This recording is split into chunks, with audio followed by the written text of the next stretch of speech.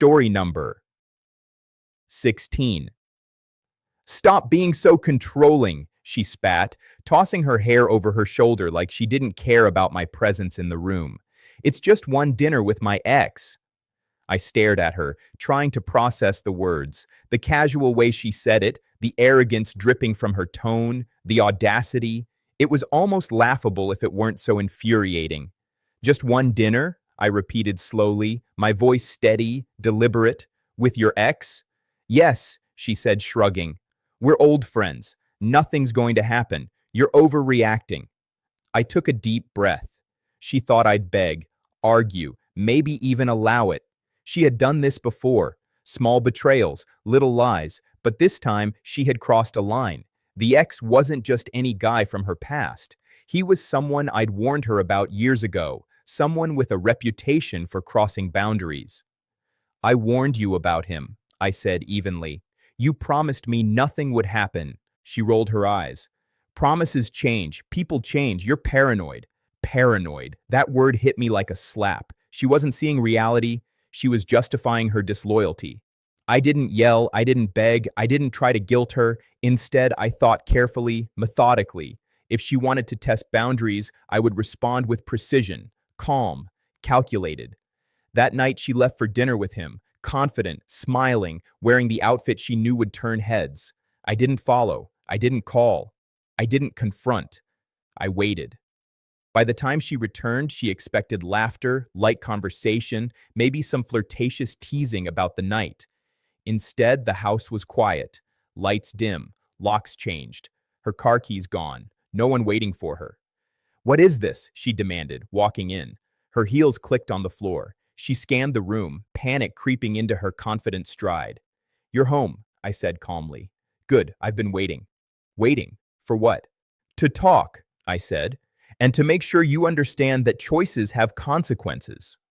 Her face paled. She hadn't expected consequences.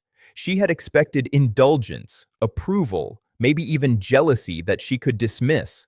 I showed her the texts I had saved from months prior, flirtations she thought I hadn't seen, conversations with him and others that proved a pattern of disregard. I didn't yell, I didn't accuse, I simply displayed evidence. Her confidence began to crumble.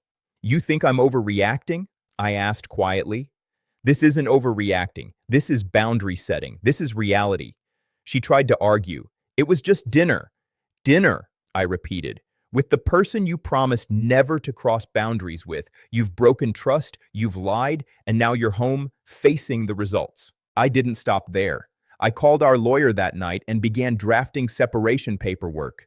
Financial protection measures, custody arrangements for the children, clear division of assets. I didn't need to humiliate her publicly. The power of the law and careful planning was enough. Over the next few days, she tried every tactic, pleading, threats, tears, manipulation. I remained calm, unmoved, methodical. Each attempt only reinforced the fact that she had underestimated me. By the end of the week, she realized the gravity of her mistake. The ex she thought she could safely dine with now had nothing to do with the life she had disrupted. I was deliberate in every move, ensuring she understood that control she assumed was an illusion. She begged, she cried, she tried to negotiate. I listened politely, but said nothing. Actions speak louder than words, and my actions were decisive. The locks remained changed, the legal paperwork proceeded, and the house was under my control. In the weeks that followed, she moved out. She tried to salvage appearances, but the truth had weight.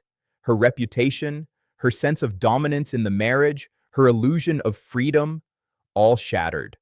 I didn't gloat. I didn't need to. My calm decisiveness, my refusal to be manipulated, was enough. She had tested the boundaries, flaunted her disregard for commitment, and learned that some people don't negotiate with betrayal. They respond with calculated consequence. By the time she was gone, I felt lighter, clearer, freer. I hadn't screamed, I hadn't destroyed property, I hadn't made a spectacle. I had done something far more powerful. I had reclaimed my life, enforced my boundaries, and made her regret every second she had underestimated me. The dinner with her ex became a turning point, not just in our marriage, but in my life. She thought she was free, that she could act without consequence. I proved her wrong. Sometimes revenge isn't about public spectacle. Sometimes it's about precision, control, and refusing to allow betrayal to define your life. She thought it was just dinner. I made sure she learned it could have consequences that would last a lifetime.